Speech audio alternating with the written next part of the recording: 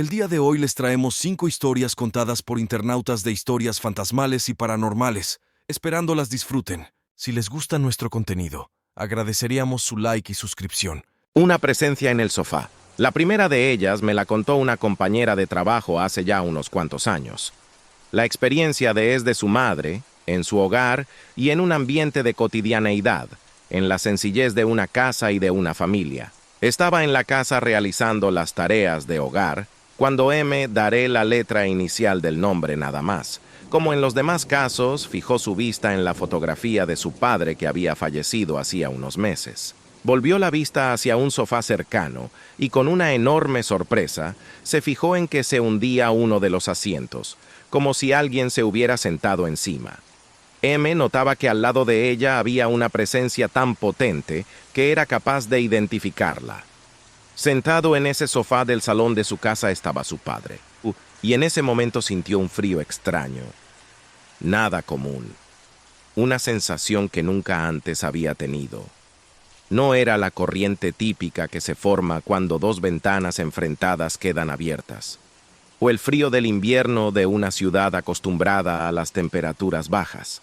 Era otro frío, era un frío espectral. Yo lo sabía, era él, y me causaba una enorme tranquilidad saber que estaba ahí.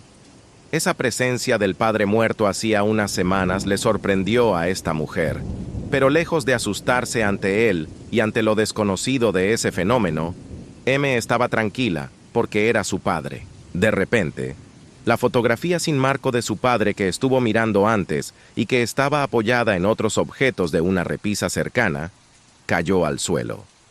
Fue una especie de despedida. El espectro de su padre desapareció y no regresó. Suena el teléfono. La segunda de estas experiencias es aún más potente por la interacción de elementos externos. La madre de A había fallecido hacía 15 días. Era ya una persona mayor y había dejado en vida una larga familia de varios hijos y nietos. Tras su muerte, su familia decidió juntarse un día para recordar a la madre y abuela muerta. El lugar idóneo para juntarse estaba claro: la casa materna. Era como ese redil al que vuelva el rebaño para sentir el cobijo de la familia bajo un techo común.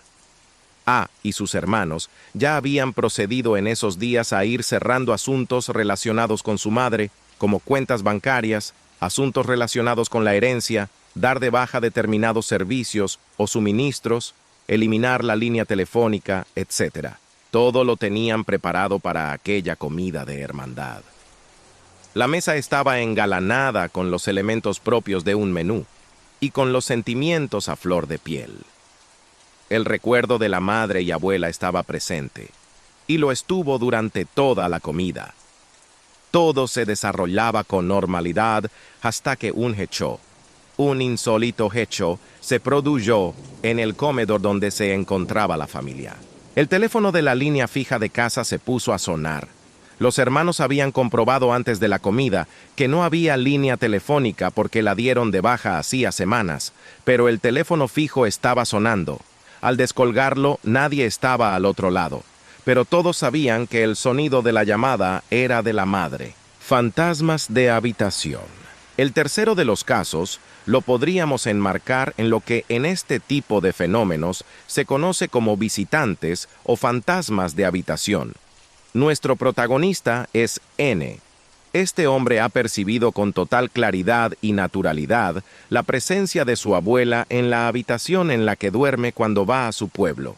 El relato de N coincide al milímetro con otras experiencias similares. Notaba cómo mi abuela, cuando yo dormía, se sentaba en mi cama, confesaba con cierto rubor. Cuando siente esta presencia, N lo vive con naturalidad. Es la habitación de un tío que ya murió, pero esa figura que se sienta, dice N, es mi abuela. Pero hay más cosas en el relato de N. Asegura que notaba cómo le presionaba el pecho, que en una ocasión pudo llevarle a una angustia extrema. La explicación más probable, aplicando el razonamiento de Guillermo de Ockham en su Navaja, es una sensación física de ansiedad más que una parálisis del sueño. En la parálisis del sueño se produce la presencia de íncubos o de súcubos. Estos son seres, espíritus malignos, que pueden llegar a usar la violencia como presión sobre el cuerpo y otras experiencias. En estas ocasiones suele aparecer el miedo, y en N no se produce lo que nos lleva a deducir que se trata de un espíritu bueno. N completa su experiencia relatando que en ocasiones pueden llegar a producirse aportes. Me ha pasado con frecuencia buscar desesperadamente algún objeto, no encontrarlo pese a saber dónde está, y a la vuelta de unas horas, aparecer cuando había buscado con ahínco en ese lugar, el abuelo muerto. La siguiente experiencia es de las más bellas que pueden suceder. El abuelo de S había fallecido hacía 2 meses en una fecha muy señalada, la víspera de los Reyes Magos. La joven estaba muy unida a su abuelo, como muchos nietos. Unas semanas después de su muerte, S recibió de su abuelo un mensaje. No fue en el duermevela previo al sueño profundo, fue en plena noche. Es en ese momento cuando S supo que era su abuelo, bajó, se quedó conmigo y luego se fue y escuchó decirle con toda claridad el siguiente mensaje. No os preocupéis, estoy muy bien, cuido de vosotros, rezad por mí. La joven, con voz relajada y confiada, relata este hecho como si lo estuviera viviendo en ese momento. Al día siguiente, S se lo contó a su padre. Había sido capaz de recibir el mensaje que le llegó de su abuelo. No era propiamente un sueño. Era la voz de su abuelo que eligió a su nieta mayor para dar un mensaje a toda su familia. Fascinante y muy tierna historia. Es un ejemplo de comunicación con un ser bueno. La joven S goza, sin duda, de una extraordinaria sensibilidad, ya que es su subconsciente el que se comunica con la energía de su abuelo. En este caso, a la experiencia se suma la vinculación de la familia con la trascendencia y su religiosidad. Y es algo importante porque, además de tratarse de una experiencia muy agradable, la espiritualidad, practicada de modo consciente, es un plus para recibir este tipo de mensaje de paz y de bondad. Una experiencia muy bonita y llena de coincidencias con otras que se han relatado a lo largo de la historia pasada y presente. Sin duda uno de los casos más impactantes y que comparte con muchas personas un patrón único, siempre el mismo. En este caso y en las otras experiencias contadas, la persona que experimenta estas situaciones es totalmente consciente de lo que ocurre y por eso, después, lo cuenta con total normalidad. Estas personas son capaces de ver, oír o razonar perfectamente. Por eso nos debemos de plantear si es o no un sueño lo que estas personas experimentan, una despedida. El último de los testimonios roza la frontera de los sueños premonitorios, pero es una manifestación curiosa porque no existe una vinculación familiar, ni siquiera existía otro tipo de relación personal reciente, más allá del saludo, entre las dos personas.